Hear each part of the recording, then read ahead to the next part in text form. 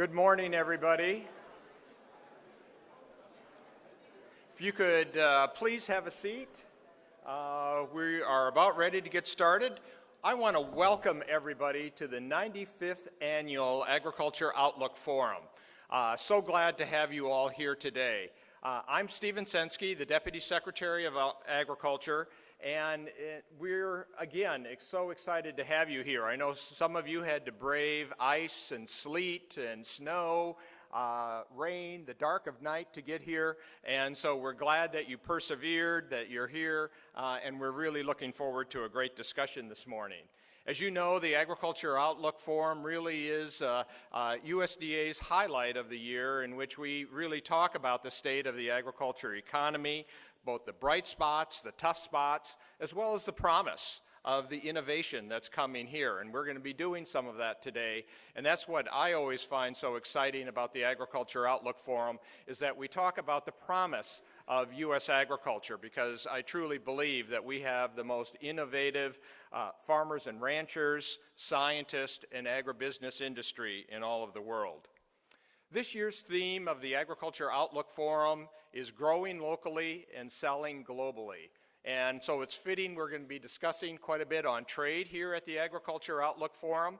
We're going to be starting out this morning right away talking about the U.S.-Mexico-Canada agreement.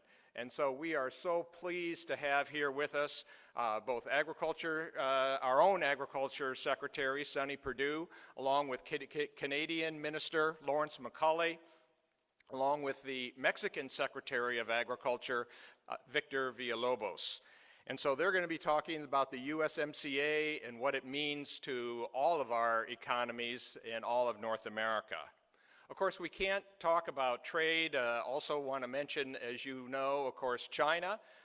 We have the negotiations with China that are ongoing. We've had our own team from USDA that was in China last week, Ted McKinney, our Undersecretary for Trade, and a large delegation from across USDA to try to address both the structural issues that are affecting our trade, as well as to work on making sure that as part of any agreement with China, that we also have robust purchase agreements. Of course, as you know, a key part of any agreement with China, an essential part, is going to have to be reform on the intellectual property issues, the forced transfer of technology, the forced licensing of technology, and those issues that both the President and Ambassador Lighthizer and others have made and emphasized so strongly.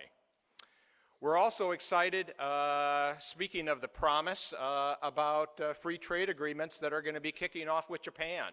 So we're excited about that. And of course, as you know, for U.S. agriculture, as we looked at the TPP, Japan was always the crown jewel of that potential agreement for the United States. And so we're excited from U.S. agriculture to get underway with those negotiations.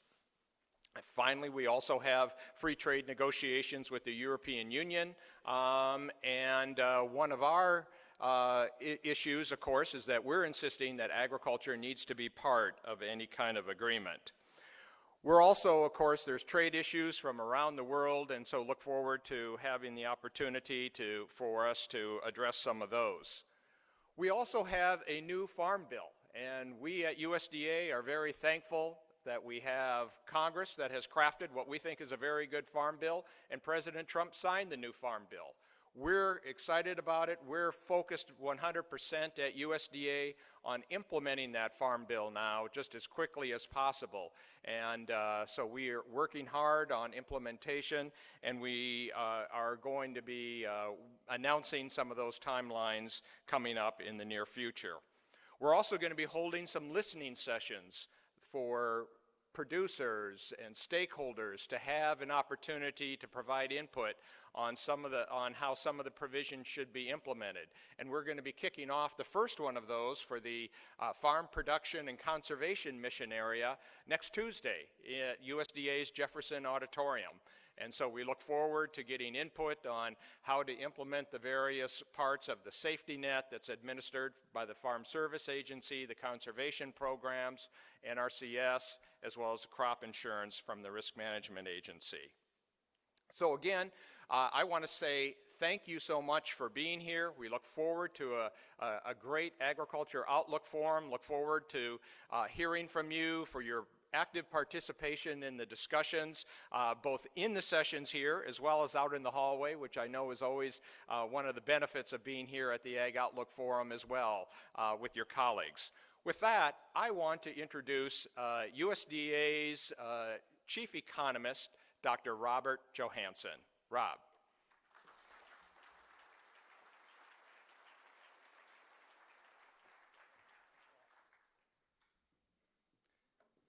Well, good morning, everyone. I'm going to move these aside so I can open up my projector.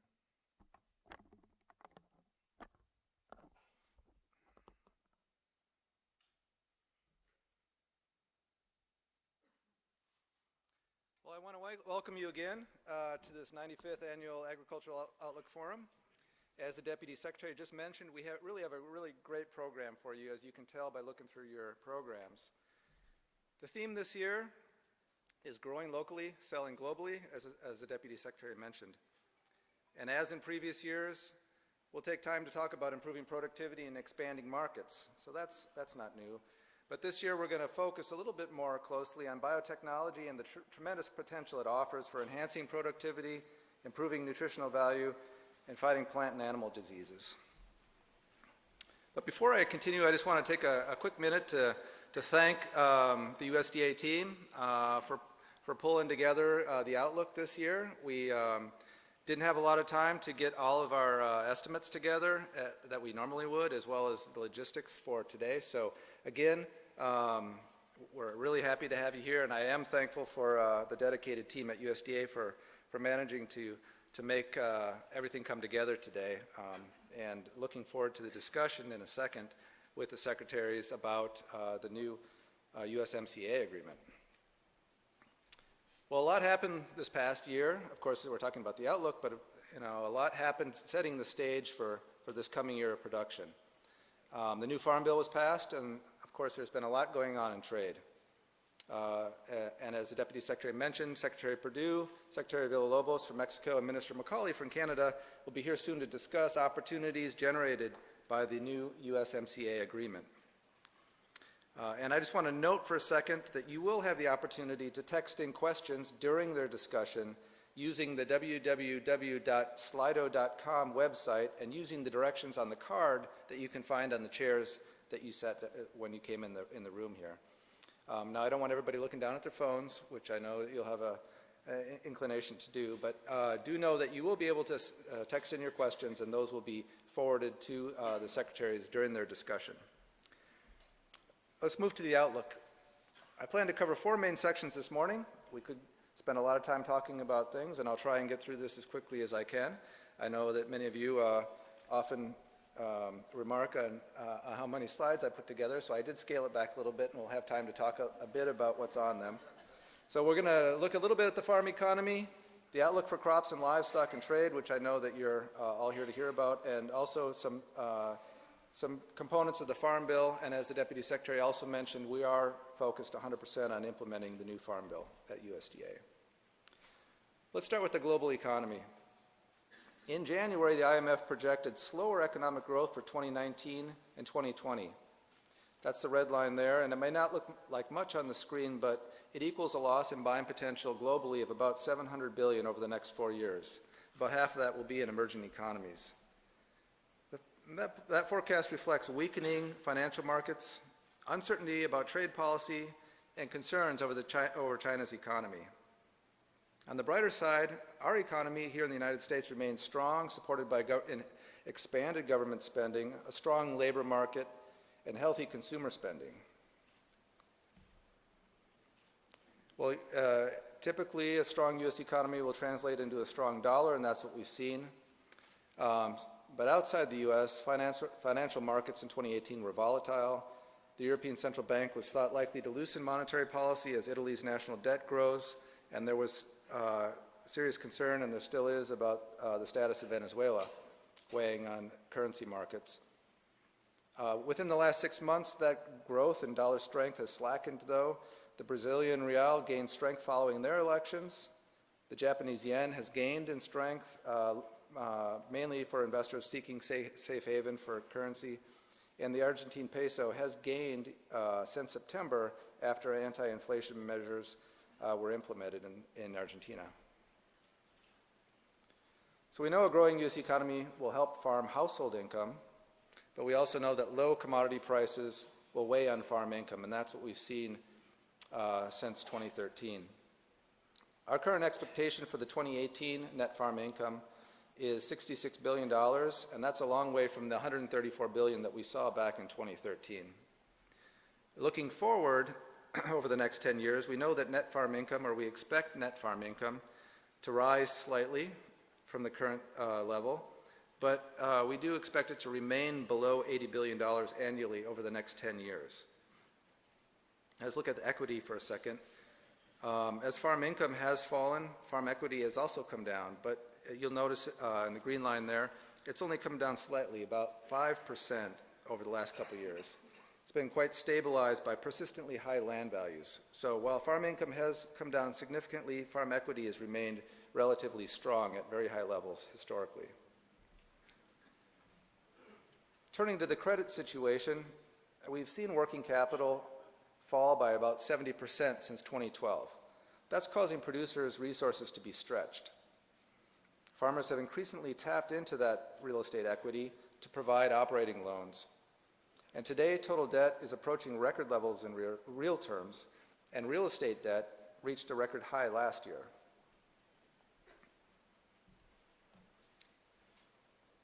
However, overall measures of financial solvency remain firm, underscored by the high land values and low interest rates that we have today. The debt-to-asset ratio remains low, still under 15% for the sector, compared to more than 20% in the mid-1980s. Debt financing, though, has been rising, reaching 25% of net farm income in 2018. So you can see that red line inching upwards is something that we're paying close attention to. Now, we're still a long way from the peak of 60% in 1983, but the growing share of farmers' cash receipts that goes to financing debt is likely to cause cash flow problems for producers without significant land equity.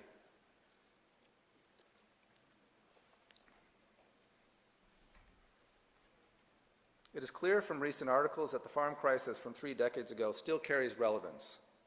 However, today, there's a couple things different compared to back then. Today, both interest rates and inflation remain low, and that helps maintain farmland values. The fixed-term debt today has generally replaced the variable rate debt of the 1980s, and banks and farms entered this downturn in a much more healthy financial condition. If we look at bankruptcy rates, and there's a lot going on in this chart, so I'll go slowly here. Nationally, the rate of bankruptcy remains quite low, sitting at 2.35 bankruptcies per 10,000 farms. That's 10 times lower the rate of bankruptcy in the 1980s. Now, we've seen some articles out there that have pointed out that some states in 2018 have shown higher rates than previously, and that's shown here for those farms sitting underneath that red line. Bankruptcy rates in those states is higher in 2018 than the 10-year average for that state. So let's look real fast at Wisconsin. We can see that the number of bankruptcies per 10,000 farms in Wisconsin reached 7 in 2018. Now that is up, but it's up from an average of about 5 over the last 10 years, 5 per 10,000. So again, the national rate is low historically, 2.35 per 10,000. And while we do have differences amongst states, none of them are approaching the levels that we saw back in the 1980s. Some states have had fewer bankruptcies in 2018 compared to the 10-year average. Consider California. California had about 2.5 bankruptcies in 2018 per 10,000 farms, compared to a 10-year average of 5 bankruptcies per 10,000 farms. So it's good to put this in context and not to get too over-focused on bankruptcy rates. But based on the economic uncertainty we've seen this year, one might suspect that the level of optimism out there in farm country, as well as in other parts of the economy, would have been volatile as well. And I've tried to show this a little bit by this red line. That's the CME Purdue Index of farmer optimism for economic opportunities over the next 6 months. That's been up and down all year. Currently, farmer optimism measured by that index is up 6.5% compared to this time last year. I noted last year when I showed this that it typically follows corn prices, and that's indeed what has happened this past year. As corn prices have gone up and down, so has optimism for economic outlook. But regarding the broader economy, there seems to be less optimism at this point amongst other market participants. Consumer sentiment is down, Main Street business optimism is down, and home builder optimism is down. Although I saw recently a Gallup poll that indicates that consumer sentiment may be higher than this is reflected in the Michigan Sentiment Index. All right, let's turn to the U.S. crop forecast. Beyond general economic conditions, there are several additional uncertainties this year that have direct impact on the outlook for crops, livestock, and dairy. There are questions about trade, policy, weather, market information. All of these have an impact, of course, on what farmers are planning to do this coming year. It makes the outlook less certain than perhaps any time since the first year of the Freedom to Farm Act in 1996. I'll just note that in tomorrow's commodity sessions, our analysts will offer a detailed look at USDA balance sheets for the new crop year, updating our earlier projections that we put out last fall. Over the next 10 years, we still expect the general trend to continue of declines in agricultural prices, real prices over the next, next 10 years, as I mentioned, when you account for inflation. Of course, prices will go up, but in real terms, we expect them to fall. And what does that due to? Well, essentially, production is growing faster than global demand. The remarkable increases we've seen in agricultural productivity have led to falling real prices for commodities over the past half century. Consider soybeans. Since 1960, soybean production has increased by more than 1,000%, while soybean prices have fallen by more than 50%. Corn production has grown by more than 400%, and prices have fallen by nearly 60%. Record production has boosted global stocks relative to demand, that's measured in days of use here, for several commodities to levels seen 20 years ago. So we saw a growth following the 2012 drought in stocks relative to use when it hit a low point. But we have recently seen tightening markets for corn and wheat. And over the next decade, we expect tightening supply conditions in corn and soybeans, where global consumption growth is expected to outpace supplies and support prices.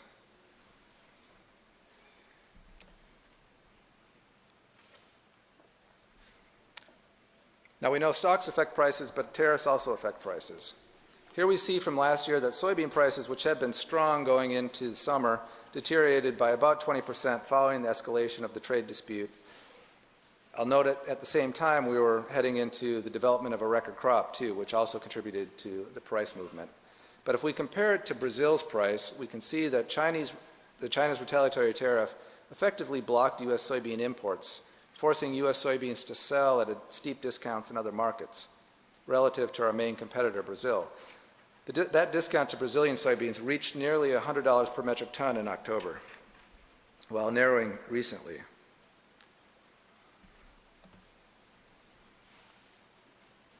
While the low U.S. soybean prices did boost sales in other countries, and that's shown by those green arrows pointing upwards, the marketing of this year's crop has fallen far behind normal marketing progress. Currently, we've exported about 24 million metric tons of soybeans, and that's down about 13.5 million metric tons compared to where we were last year. That's the red arrow on the left. Exports to China alone have plummeted by 22 million metric tons compared to last year, or over 90%. As I mentioned, sales to some other countries are up due to the discount available on U.S. soybeans, but not by as much as we've lost to China.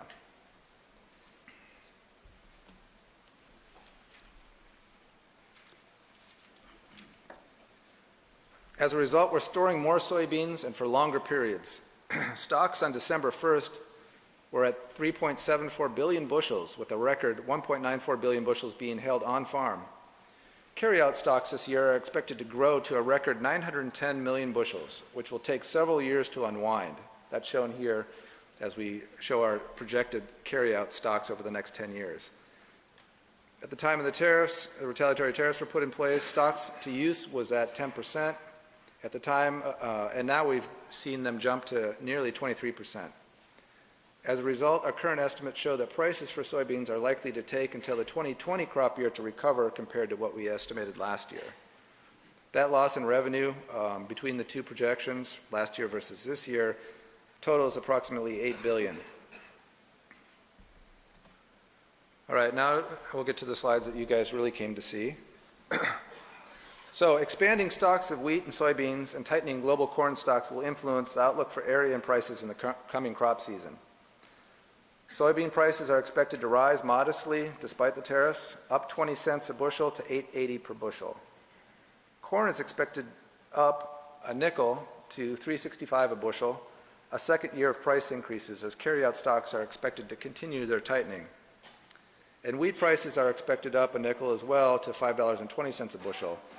Not a large increase, but significantly up from the $4 per bushel prices we saw a couple years ago. We do see cotton prices expected to fall slightly down to 67 cents a pound, and the wheat all rice price is expected up slightly to $12.20 per hundredweight.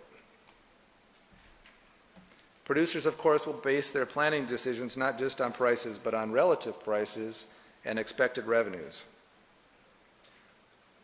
As a result of the price of soybeans relative to corn, we expect soybean area to fall by 4.2 million acres to 85 million acres. The three-crop total, corn, soybeans, and wheat for 2019-20 is expected to contract modestly, falling from 226.1 million acres to 224 million acres. All wheat acres are expected to be down at 47 million acres following excessive precipitation during winter plantings. Winter wheat plantings, that is. Corn is expected to gain almost 3 million acres, up to 92 million acres. That's the largest since 2016. And cotton area is expected to increase modestly to 14.3 million acres. That's all cotton. And rice area is expected to contract based on growth in stocks to use that I showed earlier, contracting to 2.7 million acres in the United States. Well, feed prices during 2019 are expected to reflect that divergence in price movements between corn and soybean meal. Corn prices, as I mentioned, are forecast higher for both the 2018-19 year as well as the 2019-20 year. But lower forecasts for soybean meal prices in 2019 are expected to help offset those higher corn prices. I'll just point out this is a similar slide to what I usually show for crops, but as with crop production, animal production over the long run is also characterized by amazing productivity and increased production with subsequent declines in real prices. Over the past half century, beef, pork, milk, and chicken prices have fallen by more than 50%, and output in the United States has more than doubled. We would expect that trend to continue over the next 10 years, particularly with new advances in biotech, as we'll discuss in our plenary panel later this morning. However, like the outlook for livestock products is also subject to supply shocks like African swine fever. Multiple outbreaks of the virus have been reported across China. African swine fever is not a threat to humans, but 100% lethal to pigs, and there is no vaccine for it. China, as you know, is the largest pig producer and has more than 400 million pigs, over half the world's supply.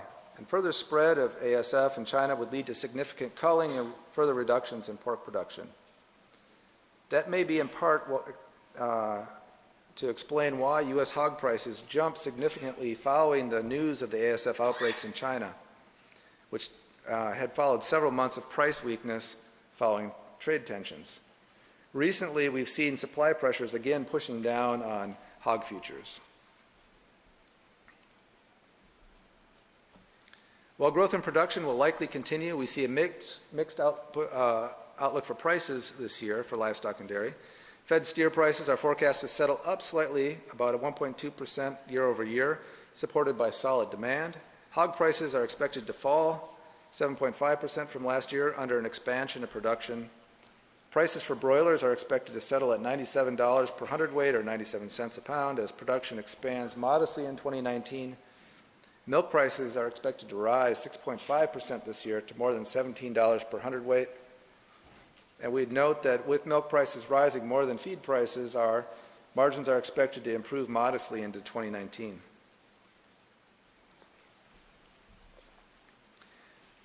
So we see all these circles here to the right showing that total meat and poultry production will hit records this year in 2019 of nearly 105 billion pounds.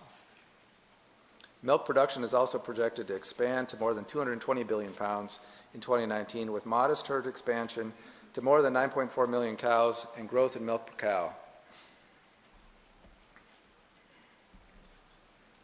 So turn to the trade outlook. With growing production in the United States, it is clear that trade will remain vital to maintaining farm income. But of course, there are many countries willing to compete for those sales, as shown by the ship at a COFCO terminal filling up with soybeans in Argentina last year. Overall, U.S. exports are forecast at $141.5 billion in fiscal 2019. That's down $1.9 billion from 2018. The share of total U.S. ag exports to China is projected to be 6% only this year, down sharply from recent years. That's the yellow line there, with China falling from the top marketing country in 2017 to the 5th marketing country this year. Sales to other countries, including Canada, Mexico, and the EU, are expected to increase in 2019 and offset some of those reductions, as we saw with the soybean trade chart earlier. Looking at the longer-term forecast, USDA projects ag exports to continue to grow over the next 10 years. International demand for livestock products continues to be fueled by rising per capita income and in emerging markets. Significant growth is forecast for meat and dairy exports over the next 10 years. Pork exports are expected to reach nearly 7 billion pounds, chicken exports to 8 billion pounds, and beef exports of nearly 3 billion pounds over the next 10 years. Dairy skim solid exports are expected to exceed 50 billion pounds by 2028. Let's turn to crops. We know that rising global population and income are also expected to drive growth in feed demand, thus supporting increased U.S. soybean and corn exports. In the case of soybeans, the continuation of retaliatory tariffs is assumed here and leads to slower growth in soybean exports, but still expected to rise to 61 million metric tons by 2028. Over the next 10 years, the U.S. share of global corn and soybean exports is expected to fall to 36% and 31% respectively. That's down roughly 6 percentage points lower than the 2017 share. Similarly, U.S. wheat exports are relatively flat over the projection period due to increased competition.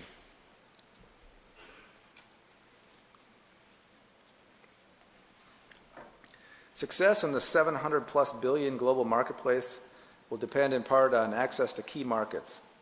In 2017, U.S. ag exports to the top 5 markets totaled $83 billion. Now, there are trade agreements, as we mentioned earlier today, are expected to boost that market share. But we've also seen a proliferation of trade agreements amongst our top trading partners, and we may hear about that today too or tomorrow. That has the potential to crowd out exports from the U.S. without similar or parallel bilateral agreements with the U.S. Our own agreements, such as the Usmc and new negotiations notified with Japan, the EU, and the UK, should help with that. But better access to customers in emerging markets in Southeast Asia, Latin America, Africa, and the Middle East remain crucially important to expanding U.S. exports as well.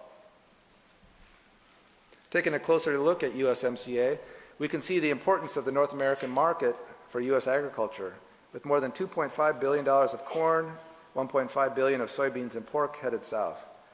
USMCA maintains duty-free access to Canada and Mexico and expands our access to Canada's dairy and poultry markets.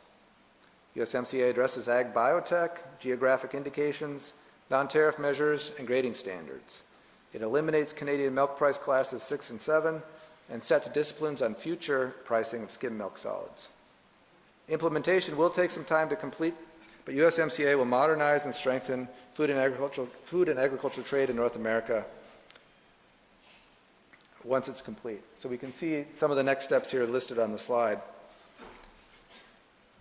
Now, I noted earlier that there are a number of policy changes in 2018 setting the stage for U.S. producers in 2019. New Farm Bill, new renewable fuels policies, new regulations, new farm programs to address hurricane and wildfire disasters. But today, let's look at the Farm Bill. On December 20th, President Trump signed the Agricultural Improvement Act of 2018. The new Farm Bill is expected to cost $428 billion over the next 5 years, slightly higher than the cost of continuing the 2014 Farm Bill. The nutrition title is expected to cost $326 billion over 5 years. That's roughly 76% of the total Farm Bill expenditures. Crop insurance programs are expected to cost $38 billion over 5 years. Commodity programs are expected to cost $31.4 billion over 5 years, and conservation programs are expected to cost $29.3 billion over 5 years. In total, farmers and ranchers are expected to receive almost $20 billion per year, and that is about equal to 5% of their annual value of crops and livestock that they produce. Now, this Farm Bill follows along with the trend that we've seen over the past Farm Bills. We're moving from reliance on programs that controlled how much and what producers could plant and produce to programs that let producers make decisions based on market signals. The recent uptick in FY19 noted here represents expected payments made to producers under the Market Facilitation Program, intended to offset costs associated with disrupted markets. In addition, this includes assistance under the WIP program to deal with the 2017 hurricanes. Let's look real close at Title I for a minute. We can see that Congress rebalanced base acre payments with a significant drop in expected peanut payments on peanut base acres, but an increase in rice base payments and an addition of seed cotton payments. Of course, the generic base acres were eliminated as part of the earlier Bipartisan Budget Act of 2018 and replaced most of those generic acres with seed cotton base acres. Both corn and soybean base acre payments ticked up slightly, while wheat base acre payments fell slightly. However, the change in some of those payments is driven not just by the Farm Bill, but by changes in price projections that we've seen between June of 2017 and January of 2019. Another big focus of the Farm Bill was on dairy. The new Farm Bill established new parameters for the dairy program. Tight margins in the dairy sector have led to steady consolidation of herds over the past 15 years. Overall, the dairy herd has grown to about 9.4 million cows, while the number of licensed operations has fallen from 70,000 in 2003 to just 40,000 in 2017. As a result, the median dairy herd size was 900 cows in 2012, up from 570 in 2007 and 275 in 2002. Now, that growth is remarkable, and I would expect that the new agricultural census to be released on April 11th will show continued growth in the median herd size. I don't know where Hubert is. He's out here somewhere, so you can find him and ask him more about the agricultural census. Unfortunately, due to some of the delays, we're not able to release those numbers today, but we will in about a little over a month's time. Let's look at the new program for that median dairy herd of 900 cows and about 20 million pounds of production. We can see that participation in the new program, Dairy Margin Coverage, DMC, at the highest margin available will cost less and pay out more often than the old Margin Protection Program, or MPP. Now, this is assuming the last 5 years of margin history. Dairy producers will be able to cover production history up to 5 million pounds at the new $9.50 per hundredweight margin, with much lower premiums than before. Of course, $9.50 wasn't available before. That's roughly the equivalent, 5 million pounds is roughly the equivalent of production from 230 cows. So that illustrates why this new program may be particularly beneficial for smaller producers. In addition, producers will be able to participate in the crop insurance programs as well.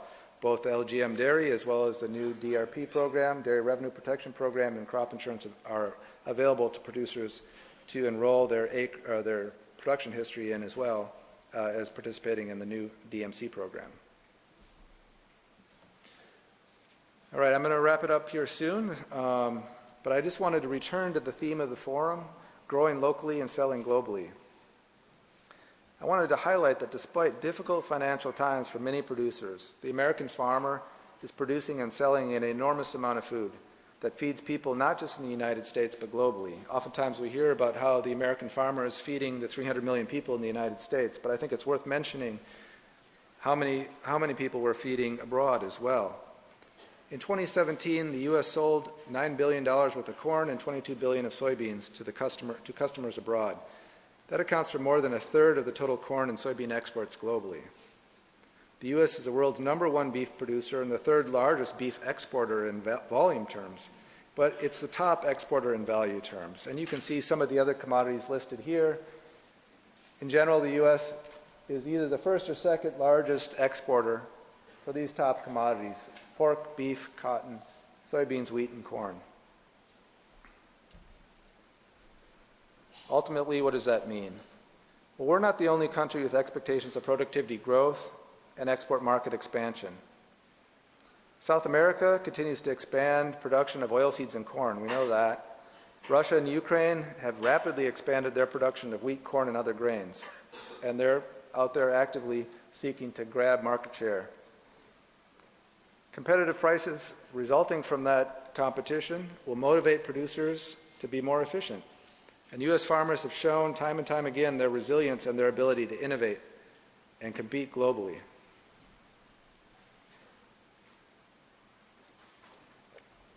And ultimately, we expect more people to have improved access to food in the coming 10 years as real prices fall and global growth continues to boost purchasing power.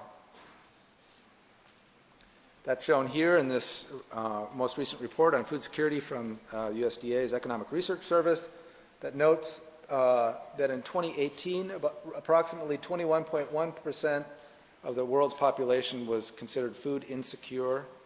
But over the next 10 years, that share is expected to fall despite growing population. And by 2028, the expectation is that only 10.4% of the world's population will be food insecure. A remarkable decline, nevertheless, still plenty of work to be done. What do these numbers mean? Well, as I mentioned earlier, we expect people to have improved access to food in the coming 10 years as real food prices fall, as we saw earlier, and global growth continues to boost purchasing power.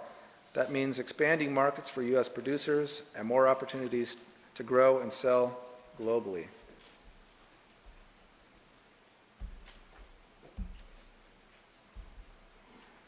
And with that, I am going to stop and say thank you very much. I appreciate you sticking with me through all the slides, and we are getting ready to welcome our keynote speakers here in just a second. Thanks very much, everyone.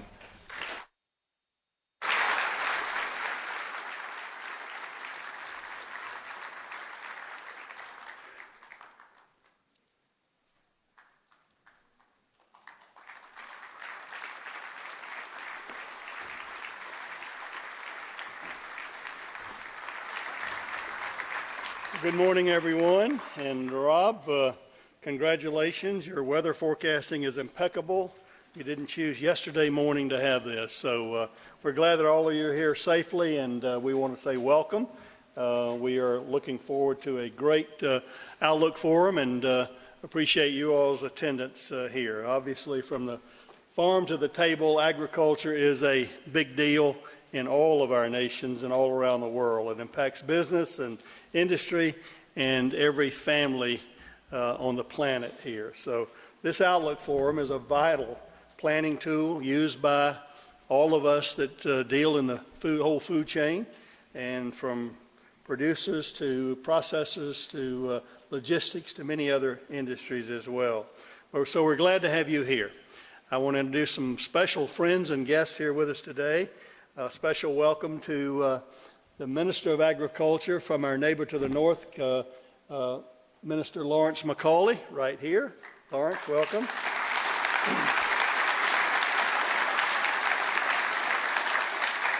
Our friends to the south, represented by Secretary of Agriculture, Victor Villalobos. So, Victor Villalobos.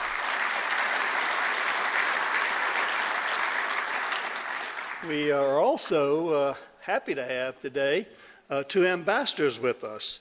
Mexico's ambassador to the United States, Ambassador Barcena, here this morning.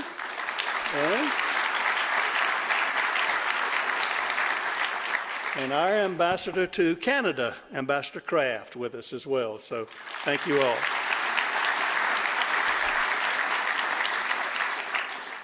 We had dinner last night with our really first trilateral get-together, and it was a great and warm, casual conversation, and really among friends and family that you would expect. And that's what I think I probably first heard this from Lawrence Macaulay, and I think it comes together so true, and you see the relationship, and you'll get to observe it today a little bit of the familial and the friendship relationship between the three nations, but we've deemed it the best neighborhood on earth, and I think in North America, and we're delighted to be here with our friends today. I want to talk about a different topic here today that you may be expecting. We're going to talk about, you'll have a lot of information from Rob and his economist and others and our undersecretaries about outlooks and what we expect in agriculture. But I want to talk about something that I think may be an issue that we're going to have to deal more and more with in the future. And our agricultural research and education and extension infrastructure here in the United States, I believe it's revered and emulated around the world. I think it's really a key component there. I think it's contributed to the development of tools including biotech and other progressive types of technologies dealing with a better, more efficient production of the food and fuel and fiber around the world. As leaders in agriculture, I think our job is to ensure that our producers, farmers, ranchers, others, foresters, all of these, have the proven tools to sustainably produce safe and nutritious and affordable food. That's really why we're all come together, and to secure fair access to the global marketplace. And that's why we are coming together in North America. So our farmers and ranchers in all of our countries can determine what best tools and technologies fit their own individual needs and choose those. So in the next 31 years, you know the statistics better than I do. You know the challenge of continuing to feed a growing and hungry world. World's population projected 9.7 billion people in just 31 years. And look at the data. That means that we've got to double the production of food, feed, fiber, and to do so sustainably while we protect our planet with limited inputs and obviously not making any more land. So productivity growth over the last 70 years in agriculture has been phenomenal, and it's been important in our ability to continue to feed growing populations around the world. But we also recognize the trends are not continuing that trajectory regarding those types of productivity growths. So we need all the tools in the toolbox to meet the challenge of feeding everyone into the future. So I want to bring to your attention that something that I'm becoming more concerned about, and a movement that tells consumers that they need to fear their food because of the use of technologies, both old and new, in agriculture and the food system. This growing fear has the potential to sideline, deter critical technologies that we already use and derail technologies in the pipeline that we already know how to achieve. I want to challenge us as leaders of agriculture in the whole supply chain, whether it be from the research to the production to the processing to the retailer. I want to challenge all of us to join me in advocating for agriculture and to fight the fear your food movement here. I want you to join me in telling our stories. I tell producers all over the country, I don't think they have anything to be ashamed or embarrassed about what they've done in the history. I want to talk about our commitment and practice to ensure food and environmental safety and stewardship of the land going forward. We need to help inform non-farmers, understand that crop protection tools and these technologies help to feed the world and will be needed more in the future. Crop protection tools allow farmers to grow stronger, healthier, and more productive crops.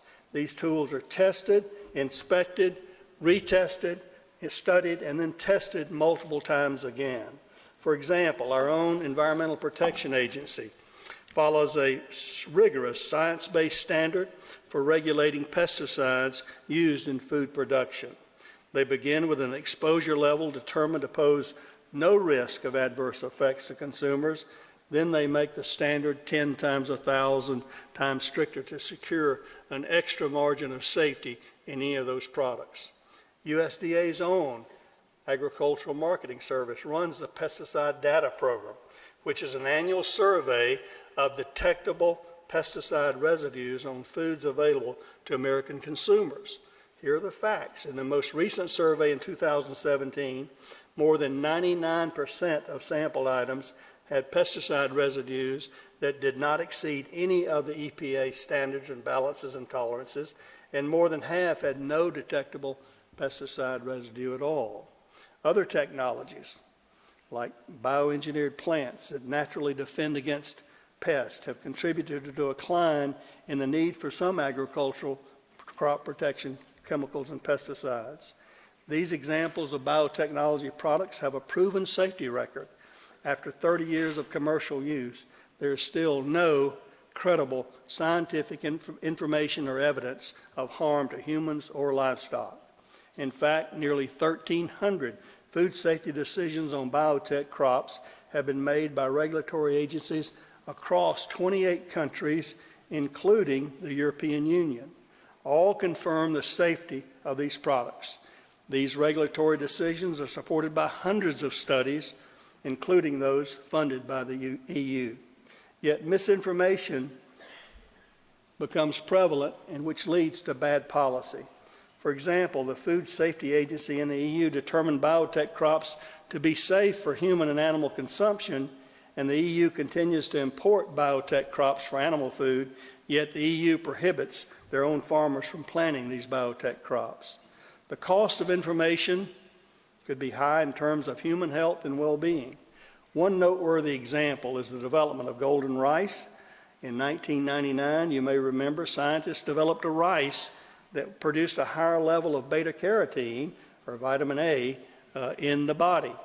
The deficiency of vitamin A, we knew, was especially deadly in the poorest nations in Africa and Southeast Asia. Later today, on this stage and in the breakout sessions, you will hear about new technologies to develop disease resistance in swine and cattle, and to address animal welfare concerns in livestock production, and to develop disease resistance in specialty crops. Will misinformation and unjustified regulatory hurdles derail these innovations? We should all be asking ourselves that question. What will our contribution be to supporting these innovations? And will we stand up as an industry, a broad industry, against the Fear Your Food movement? We in the agricultural community must take up this challenge to connect with the consumers that we ultimately serve. They deserve to know the facts. They deserve to know the truth. We need to be transparent because we have nothing to hide. We must get better at telling our own stories rather than letting others fill in the void. Consumers need the truth. Don't fear your food. Communication experts have repeatedly told us that the way to do battle with misinformation is to communicate. Go out and tell our stories about the real benefits of these technologies. In other words, don't fear your food. When consumers hear your stories, they connect at a human level and will come to trust your knowledge and the choices you make as farming and producer professionals. The three nations represented here this morning signed a trade agreement called the USMCA. One important aspect of this agreement is that for the first time, it specifically addressed agricultural biotechnologies to support 21st century innovations in agriculture. We agreed to provisions to enhance information exchange and cooperation on agricultural biotechnology trade-related matters. So, ladies and gentlemen, it's all of our responsibility to talk about what we do. If we're proven to be wrong, we need to correct it, and we need to move forward with not fearing our food. Today, I'm going to invite our friends from Mexico and Canada to the stage with me and allow Minister McCauley and Secretary Villalobos to address you, and then we're going to have a little fireside chat here just to show you how we can sit down and chat about our neighborhood. Thank you all very much.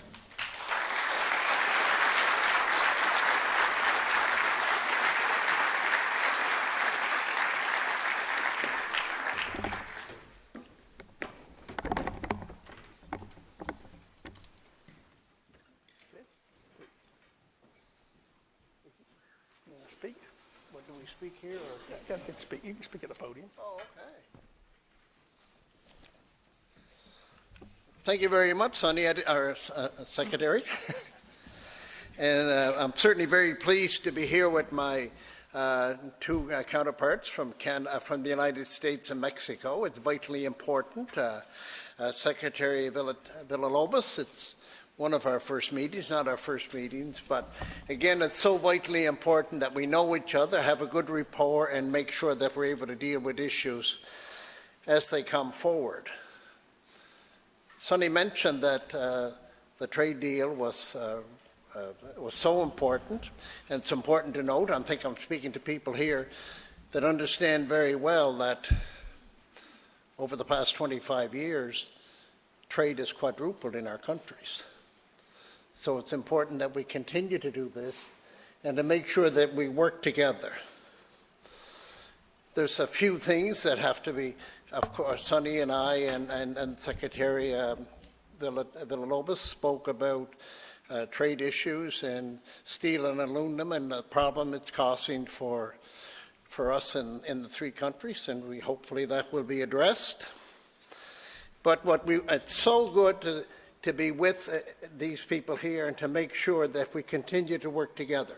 Because without a question, North America working together, supplying the food, as Secretary indicated, the population of the world is going to be close to 10 billion in 30 years time, so we have to feed this. I feel it's a moral obligation for us to make sure that we do that, and it takes technology to do that, as the Secretary indicated. And we have to make sure that the regulatory process is science-based, not fear, not voted on by politicians. It's science-based system that if it is safe, and we have the evidence to prove that it is safe. That's what we promote in Canada, and that's what I indicate when I speak worldwide. It's so important that we do that, because if we do not, we will not be able to feed the world in 30 years' time. Again, I feel it's a moral obligation. It's vitally important that we work together in North America. We're doing that. The new trade deal is vitally important for the economy of our three countries, very important to the people I'm looking at right ahead of me, and it's also, of course, very important for Canada. Pleasure to be here with my two colleagues. Thank you very much.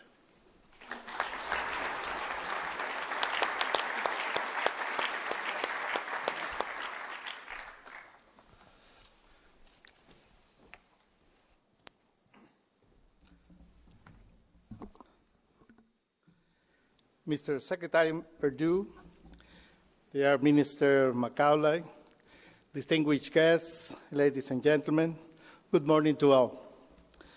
Thank you, Secretary Purdue, for your kind hospitality and for the opportunity to address this distinguished audience.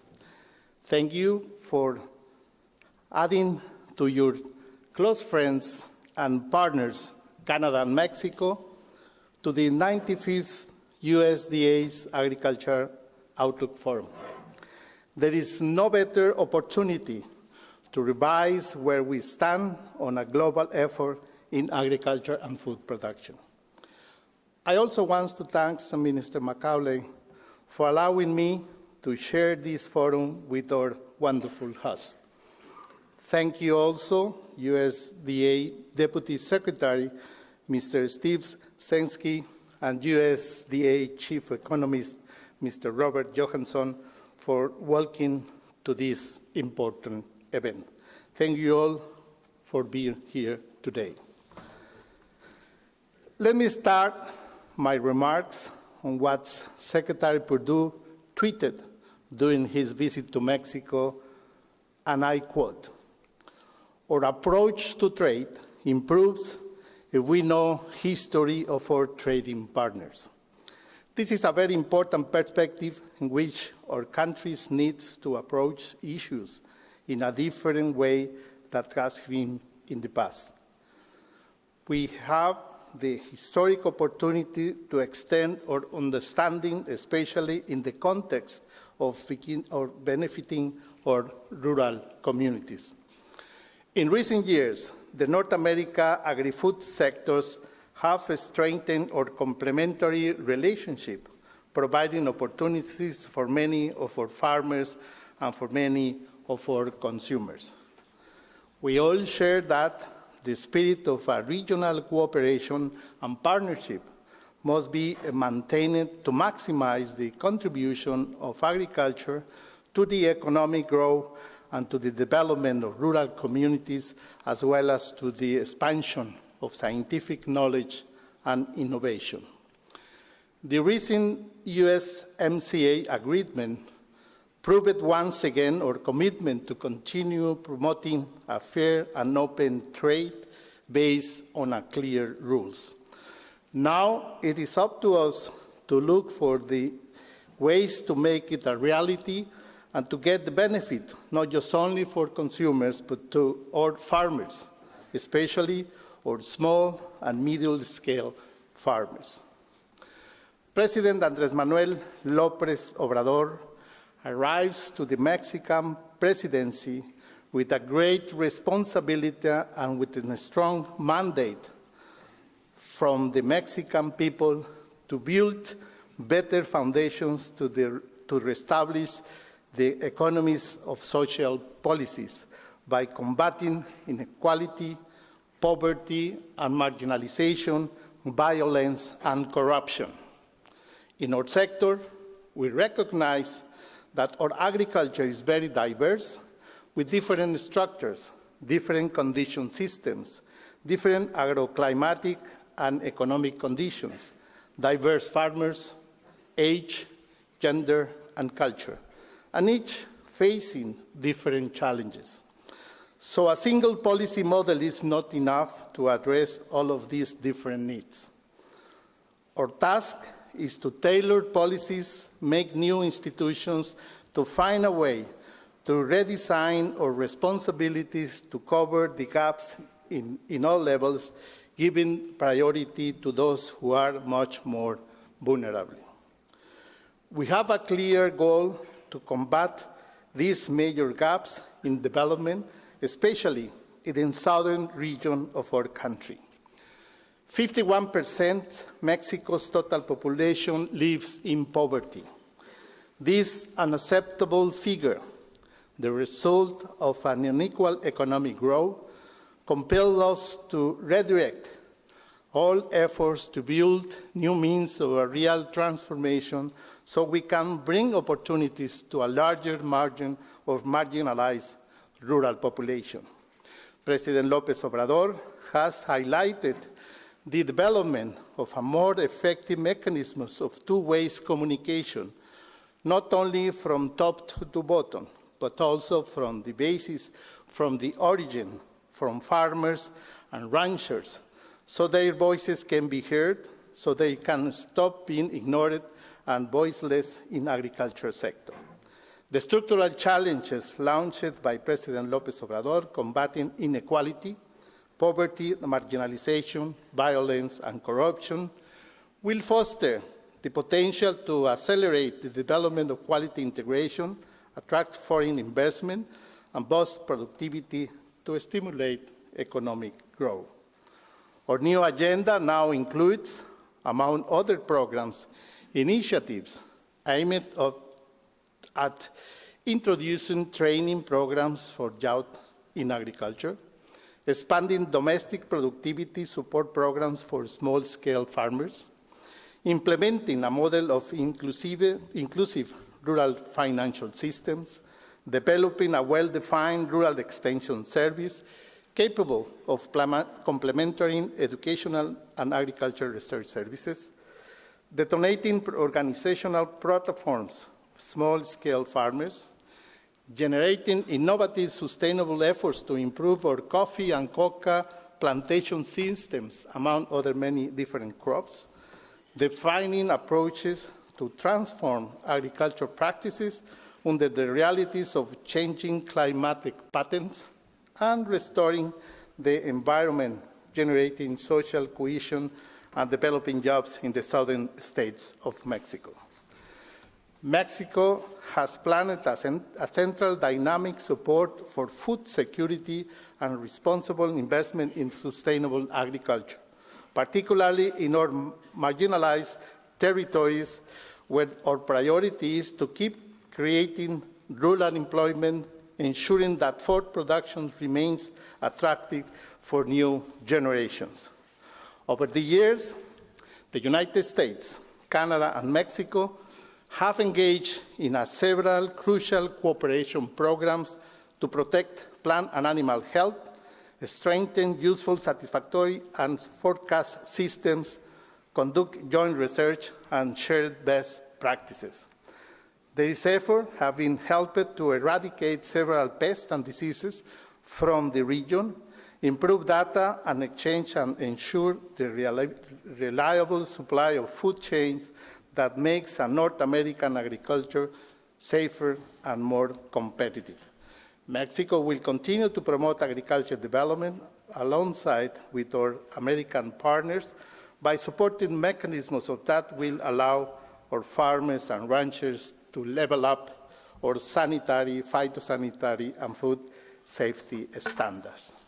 For that, United States, Canada, and Mexico have a long history of cooperation. Ladies and gentlemen, the challenges ahead are great, and it is important to face them alone as our closest allies. On this, allow me to again quote Secretary Purdue. We live in the best neighborhood of the world. Therefore, we must continue to work closely in an open dialogue and be prepared to go further in integrating our North American competitive bloc. Thank you very much.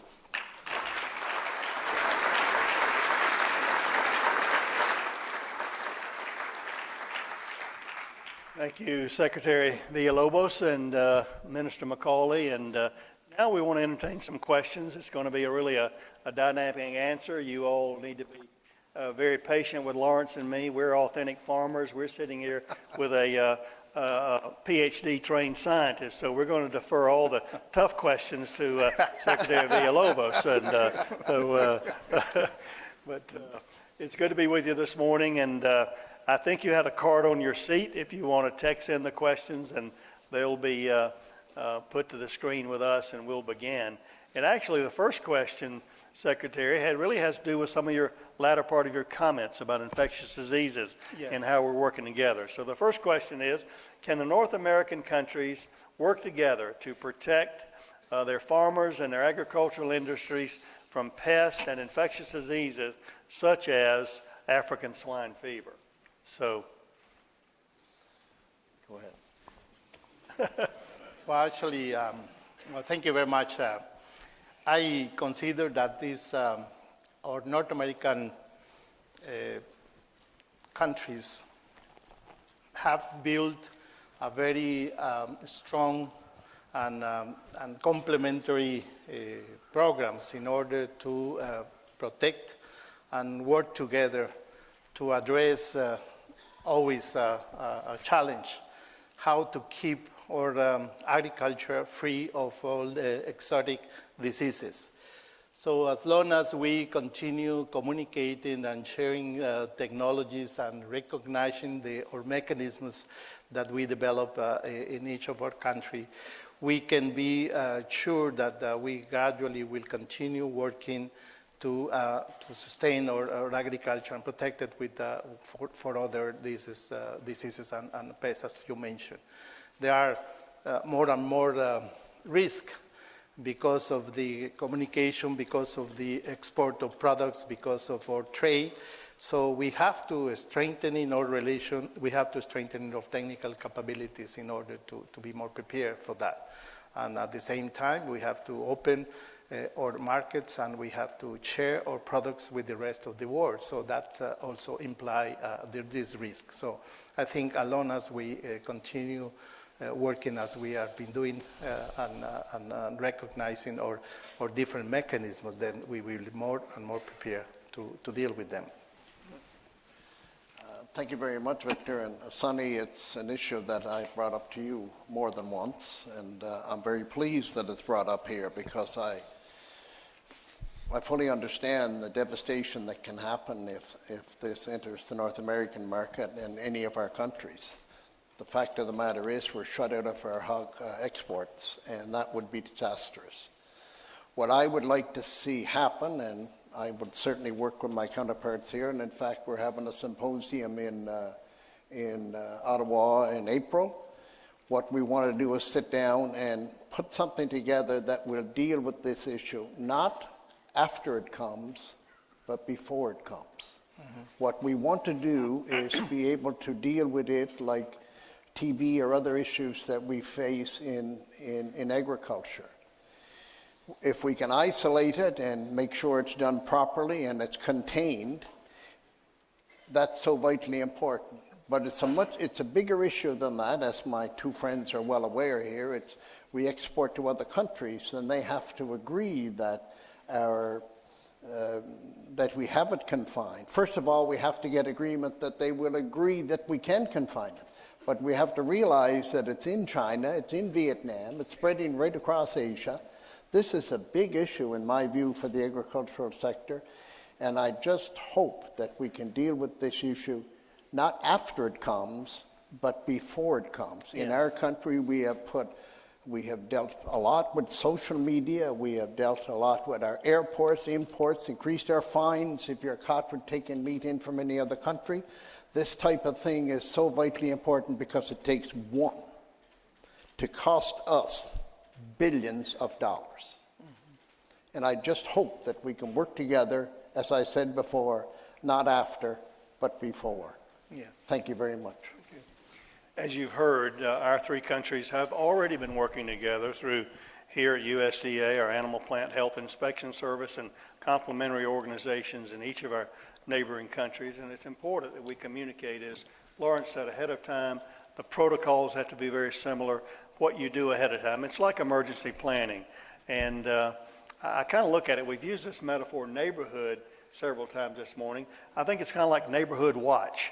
You know, you have to design a program to watch out for your neighbors and guard there if you see something happening, and have standards of protection there that we all can agree upon. And as Lawrence said, we have to communicate what we're doing and our confinement protocols so that the rest of the world, our customers around the world, would know that they would be safe from us spreading these types of things. Obviously, Mr. McCauley mentioned the tremendous economic issues that would create among all of us.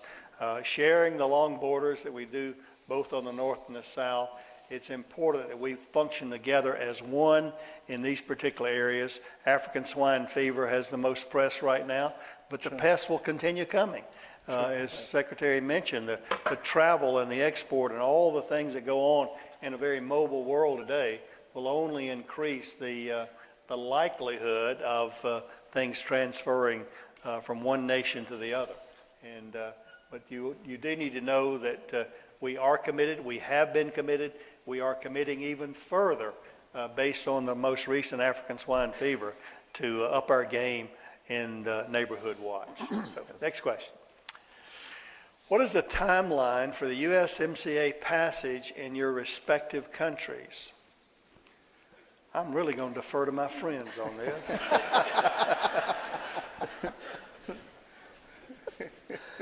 Thank you very much, Sonny. Well, in our system, what takes place, you have to give notice to the House of Commons, and we have done that. And after that, it has to have 21 sitting days until we can put it on the order paper. And then it proceeds as any other piece of legislation does through the House of Commons. But of course, we're watching our two colleagues and our governments in North America as to how they proceed on this issue too.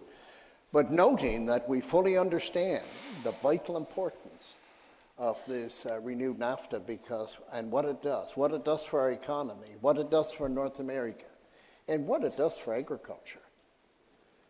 Actually, it's the envy of the world. And we're watched very closely worldwide as to what we have done and what we will continue to do. This will put billions of dollars into the pockets of farmers. And that's what I want to see happen. Thank you very much, Sonia. Thank you. We also enjoy this process in terms of, even though that we have less than 3 months in the government, we are been working together with the Ministry of Foreign Affairs, trade, agriculture, and different sectors. And we are working in a very collaborative way, providing information and learning. This process is very educative for us. But at the same time, we have a different mechanism because it will go to the Senate, and that's where the decision will take. And we hope that that can be taken hopefully soon. I think appropriately, while the three leaders of our nations negotiated these final deals, it's certainly appropriate for our legislative bodies in all of each country to have a ratification opportunity here.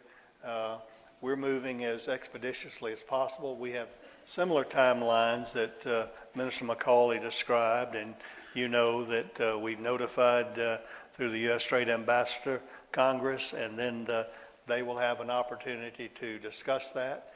We are working individually and corporately on the Capitol Hill, explaining all the provisions that any of our members of Congress have questions regarding. And I'm cautiously optimistic that they will view this, again, from a renewal of a situation that we feel like benefited all three of our countries to do that. That doesn't say it's never over till it's over in any type of legislation, but I think, again, from one nation to the other, will build momentum as each nation ratifies there, and hopefully we can have this, I would hope, certainly by, I'm always optimistic, by summer. Next question. New technology in ag production is critical for producers, but technology faces regulatory and consumer acceptance challenges. How can we work together in this? Someone listened to my remarks, I guess, so thank you for the question. And I think, again, let's talk about how we can work together. Lawrence mentioned science-based data, science-based policy, and rather than emotion-based policy. So do you have practical examples? What I think we're doing with the USMCA and the new agreement for the first time on biotechnology, I think helps us develop and maybe even lead the world in international standards regarding science-based technologies. So what do you think we can do? What more can we do, Lawrence? Thank you very much, Sonny. And first of all, as I said when I spoke, I didn't speak very long, but the fact of the matter is the science-based regulatory system is vitally important. And I don't view scientists making a decision and voting in a legislature. Victor is a scientist. I'm not. I should not vote on it. We need the science-based regulatory system. That means the food is safe. Without a question, in our country, our CFIA certifies any exports that we have. Basically, it's well respected worldwide. It's vitally important that we fund these institutions to make sure. In my view, what we have to do, and I try to do it to the best of my ability, is to make sure when I speak worldwide, is to indicate that we promote strongly the science-based regulatory system, because as Sonny mentioned when he spoke, there's going to be just under 10 billion people on this planet. We have to feed them. That has to be done using all the technology that we have, all the means that we have. And we cannot decide that we're not going to use something because somebody thinks it's bad. I have great difficulty with that. The fact is, we have to push strong the science-based system. I grew potatoes and milk cows in Prince Edward Island. And I remember when I was a kid, I was one time, it was, if you grew 300 bushel to the acre, that was a good crop. Today, if you don't grow 400 or 500 hundredweight to the acre, it's not a good crop. That didn't just happen. That takes investment. That takes new technology. That takes everything. If we're going to feed the world, that's what you have to do. That's what I want to promote, and I'm sure my two colleagues here want to promote the same thing. I think it's a moral obligation to do so. Thank you, Sonny. Yes, I would like to say that we are not going to be able to meet the challenge to feed the world if we are not properly apply the science, technology, and innovation. So we have to produce more with the same land, as you mentioned. We have to do it in a proper way. We have to make a proper use of the natural resources like water and make a proper use of soils. And if we don't do that, if we don't apply the technology then and the instruments that we already have, again, we will not be able to meet the big challenge to produce more for the increasing population. So I'm pleased to say that we have an arsenal of technologies that can help us and can accompany this process to produce and be more efficient in production. So regulation is important, but we have to be careful because not to over-regulate, and also to be careful to be able to use the proper instruments and again be able to apply properly in order to meet those challenges. I'm confident, and this is my view, that we, with all these technologies that are coming, the new weight of science applied for agriculture will help us to meet this challenge, to be more efficient in production, produce more and in a safe way, and with that instruments, we can certainly produce enough food for the increasing population. So I'm confident on that. I think part of the good news of this is just like infectious diseases, transmissible infectious diseases, our countries are already working on this. We've got international standards like OIE and others, and you led one of those international standard organizations at one time. So our scientist here has a lot of experience in how we do this from an international perspective, and we in this great neighborhood lead the way for our international partners to accept those international standards, participating in a world fashion to do that. I think, again, what Lawrence is saying, what I tried to say at the podium was, we need these decisions based on sound, replicatable science decisions, not political science. Sure. I couldn't agree more, Sonny. And the fact is, farmers take care of the land. They can do that. Farmers and ranchers are the best stewards of the land, and we always say that. Yes. Okay, the next question is, y'all are doing good. Exports are critical for farmers in North America. Where can these countries, three countries, work together to open new markets, particularly in Asia? Where can the three countries work together to open new markets, practically or particularly in Asia? I used an example earlier this morning when we were talking before we came out. I view this kind of export competitiveness between all of us similar to what I did when I was governor of Georgia, in that while we competed against Alabama for economic development, North Carolina, Tennessee, South Carolina, Florida, all of our neighbors, we competed against for specific projects, but we were always pulling for the region. And I think that's really the situation we have here. Obviously, Mexico can produce some things that the U.S. doesn't.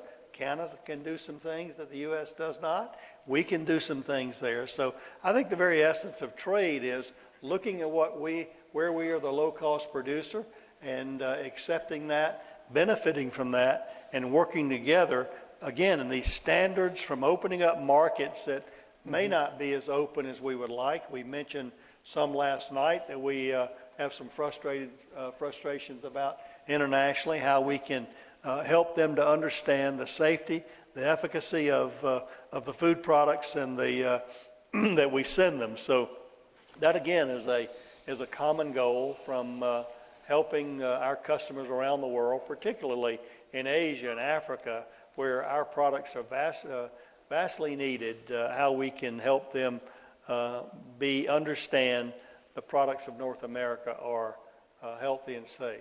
Lawrence, what are you going to do? Thank you, Sonny. I think a prime example is what happened here yesterday. Being a Canadian, it's kind of comical, really. Everything shut down in Washington because there was a flake of snow. I can tell you, where I come from, if we shut down for a flake of snow, we'd be shut down half the year. But anyhow, which means that we produce different products in different parts of North America. We use sometimes the hamburger. We can grow the wheat. You can make the flour. You can produce the Americans can, of course, produce the beef, and the lettuce and tomatoes, of course, can come from Mexico this time of year. And we need that analogy with working together. Sure, we compete some, but the fact is, working together, we're much stronger. We're much stronger in using and promoting what we feel is right. And not feel it's right, we know it's right. To make sure that we know that what we are promoting is good quality, safe food. And we all know how vitally important that is because of issues that took place worldwide in other countries, in the Asian community in particular. So I think that we have to work together, make sure that we combine our efforts, and to also make sure that we have the proper regulatory process in their country so that that countries feel very confident that when they eat food from North America, they know it's safe. It's interesting, some countries in the world, I was in Vancouver and I noticed this pallet of material. It came from another country in Asia and was going back. And I asked them why. It was actually made in the country and going back to the country. But they felt if it came from our country, it was safe to use. So it's important that we use that, to make sure that we use that working together, to make sure that we promote. We're going to compete sometimes, but let's get her opened up first. Let's make sure that our products are sold over there. And also, on the first question, to make sure we continue to keep what we got. Sure. Yeah, I fully agree with what you just mentioned. And if we consider North America as an integrated market, means Canada, United States, and Mexico, then we can certainly be more prepared to address international markets in a better way. In fact, that's what's happened. We have more and more integrated trade and production among our countries. So not just only that we can produce different kind of crops in our countries, but also we can do it in contra-cycle we can expand or offer specific products because of the different weather conditions in our country. So I think we are, if we look at from the perspective of an integrated market, then we can be certainly more strong, more efficient in address these Asian markets and others. And I agree, and as we just mentioned what Sonny related to food safe and integrated pest mechanisms to control diseases. So certainly we can not just only produce enough food to other markets, but also with a very reliable mechanism of innocuity and safe of our products.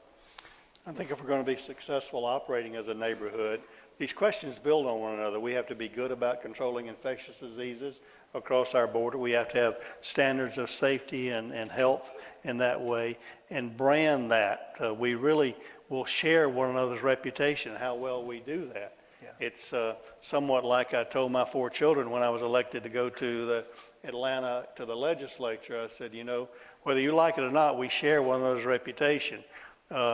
You can go to school and make me embarrassed to go to Atlanta, or I can go to Atlanta and make you embarrassed to go to school. So we share one of those reputations among our nations in that regard. So it's very important. Lawrence, if you think it's bad about shutting down for snow, you should have been here when we shut down for wind. Okay. Steel and aluminum tariffs have led to tariffs on U.S. agricultural products. Will they come off soon? I think all of us in agreement, we would love for that to happen. I think, again, the expectation of a completed USMCA agreement would lead to that. I think that was an appropriate expectation in that way. And while we are not in charge of that necessarily, I think it's in all, we recognize from our industry and our sectors, it's in all of our best interest to see that happen. So we've had conversations about that. We're working toward that end, obviously, to remove those tariffs over steel and aluminum that are impacting our nations together. And I think as sooner we can do that, the better we can fully utilize the agreement that's been made through the USMCA agreement. So you all are welcome to comment if you want, or just say amen. Sonny, I appreciate what you said. And being a free trading nation, we see any tariffs as cause some difficulty and economic problems. And of course, as you stated, it will bring to a conclusion to a very important trade deal, without a question, vitally important. Thank you. We need steel and aluminum tariffs off. Yes. Rural communities in North America face challenges in raising the next generation of farmers. How can we work to help our farmers continue to feed the world? I want to ask you, Secretary, to begin to address this because you talked about the demographics of your population. Yes. And your new president's desire and aspiration to lift up that poverty level. Obviously, that's important for all of us. All of us have certain sectors. You have certainly probably the significant portion of that way. And Yes. so tell us what you think we as governments can do. And maybe this may be more specific to our individual nations, but we all recognize the challenge of bringing in the next generation. We also know the demographic data on the aging of our farmers as well. Yes. Well, as I mentioned, we have a large population of our society live in poverty, and the poorest people lives in the rural and indigenous land. So, and that's been ignored for many years, and we have to recognize that there is the need to bring them to a better standard of living. So while we don't recognize that, there is this imbalance in between how the people living in the rural, remote areas always wants to have a better conditions of life. So we are now, with new policies, we are bringing capacities, we are bringing knowledge, and we are bringing through extension service possibilities for them to overcome this situation. So that's a major program in which we are engaged now.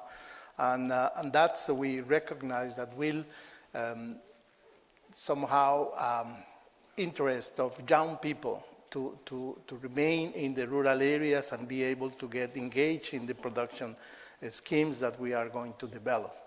And we recognize that that will also help us to avoid migration, that people are looking, young people particularly, are looking for opportunities in the cities, and they are not capable, they are not with the capacity to be integrated properly in cities or try to go to other places. So it is very important, and we think that this social problem needs to be attacked, needs to be solved in where this originated, which is in the rural area. So bringing opportunities to the young people, bringing technology, bringing a small package of knowledge through extension service will make them hopefully with the interest and the possibility to make their living, better living in the rural areas. Otherwise, we will continue with the problems associated with insecurity and violence. So it is the origin of the problem, and it is how to be attacked, how to be addressed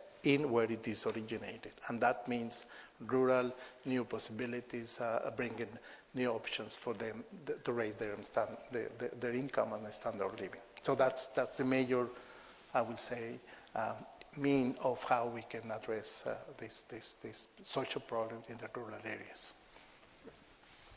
Thank you, Sunny. Victor, I fully agree with you. And of course, in each country you have different problems. Well, we just appointed a Minister of Rural and Economic Development, which is vitally important. And Victor's right. And for sure, if the quality of life is better in an urban area, that's what's going to happen. What we have to do is make sure that the first thing I think we have to do is make sure they're connected. Like we announced $1 billion in to make sure in broadband and this type of thing. They have to be connected. You cannot attract business or anything else unless that's done. That's what we are, and we are also investing more in interest in people young people to be involved more in farmers. You don't need people like me on farms, you need young people on farms. That's what must take place. We're working very hard in our country to make sure that that happens.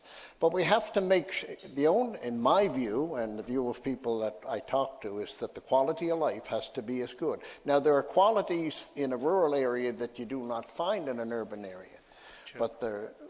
But being disconnected and the problems that we have, we must make sure that we address them. And governments can look at government investments in certain areas because you can do things in a rural area, anything at all. I mean, major companies can, if they can access the world, they can be in rural areas. And this creates a nucleus in the rural areas, and then there's something there. There has to be something there in order to make sure that we can keep and attract people to the rural areas. That's what we're trying to do in our countries, but I think it's a worldwide problem. Mm-hmm. But we're working very hard to address that problem, and we'll take any advice that anybody has in order to make sure that we do a better job of it. We know we need to do it. Thank you very much, Hunter. Well, it's certainly a challenge here in the United States. As we know, the rural-urban divide seems to be gaining more diversion there, which I think is a challenge for the nation as a whole, possibly leading to social unrest in many ways. You mentioned something that we're really focusing on, which I believe is really one of the potentially transformative issues in this space, and that's connectivity, being particularly the 21st century connectivity of broadband and data. To be able, farmers are early adopters, they're very entrepreneurial, they're very creative. If they can have access to the world market through electronics, then they can create a lot of those jobs there and a lot of those products there, as well as you're not going to find major companies are going to places where they cannot have connectivity. It's we say we electrified this country in probably the 1930s, or began that way, and this is the electrification challenge of the 21st century. Sure. And if we're going to stem the tide of rural urban divide, I think it's imperative that we begin to invest enough, focus our investments, build partnerships, both public and private, local, state, and federal, in order to get this done. Okay, next question. As the world population grows over the next few decades, what do you foresee as the biggest challenges? Increased production or the cost of production?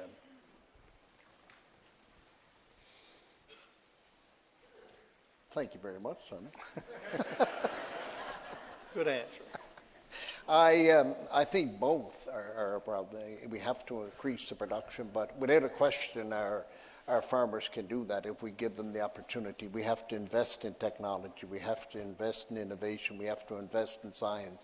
We have to create the seeds that use less water, less fertilizer, create more profitability. As I said, when I grew potatoes, when I was a small years ago, it's doubled what you have to produce now. It has to continue on that. That's what we have to do to make sure that we're able to. And then in genetics in animals, and just there's no end to what we can do and should do in order to make sure that we produce the products that the world is going to need in 30 years' time. But also a problem that we have is to convince the world of some of this perhaps it's bad type thing with no basis behind it. That is a problem for us. That is a problem for the agricultural sector.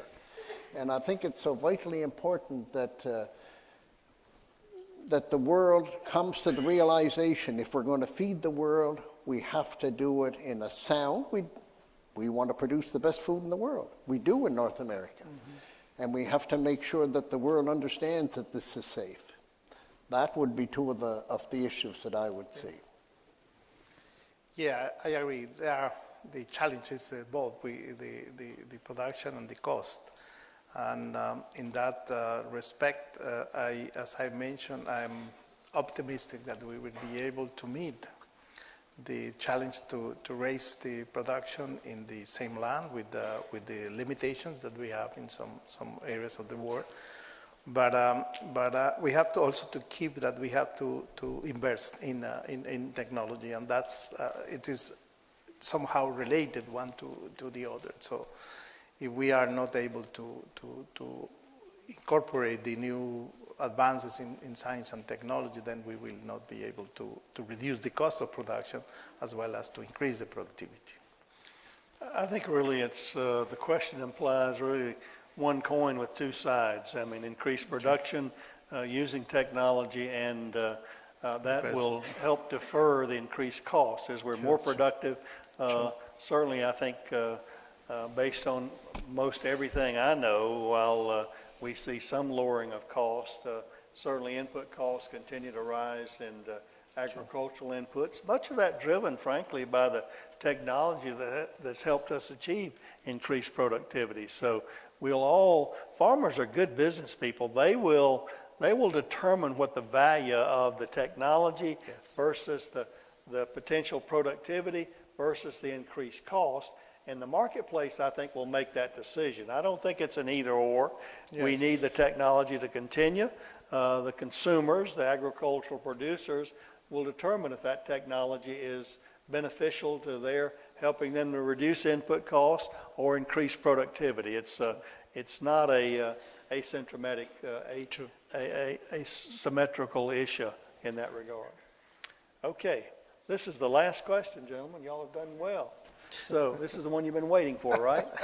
Our countries share the use of European names for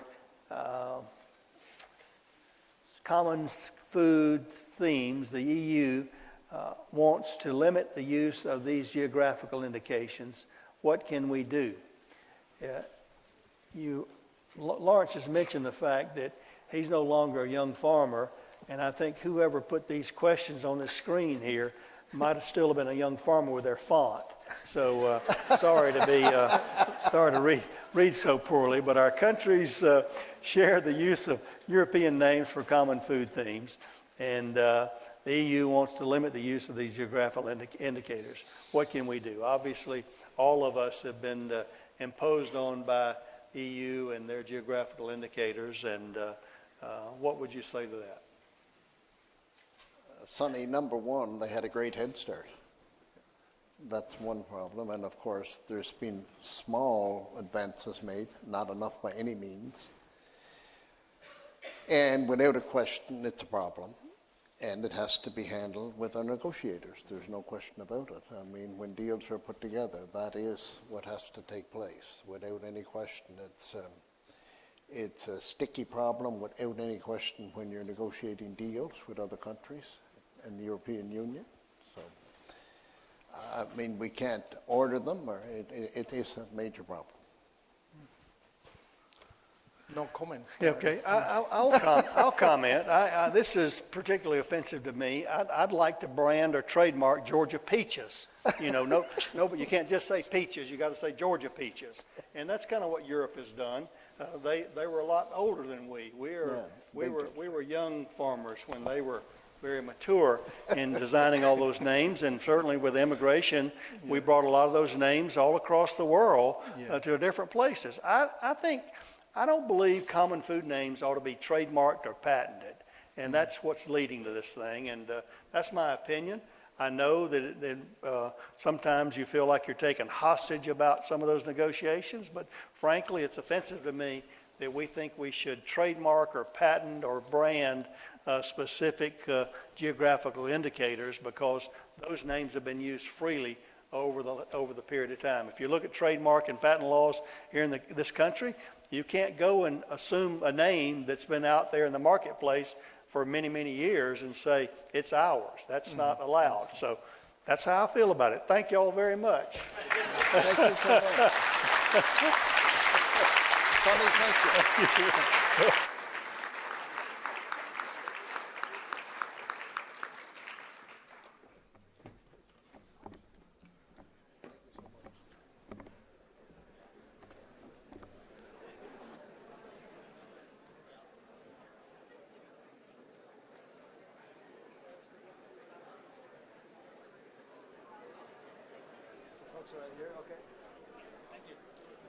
All right.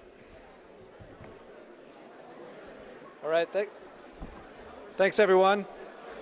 Hey, we're going to take a break here. It's time for coffee break. It's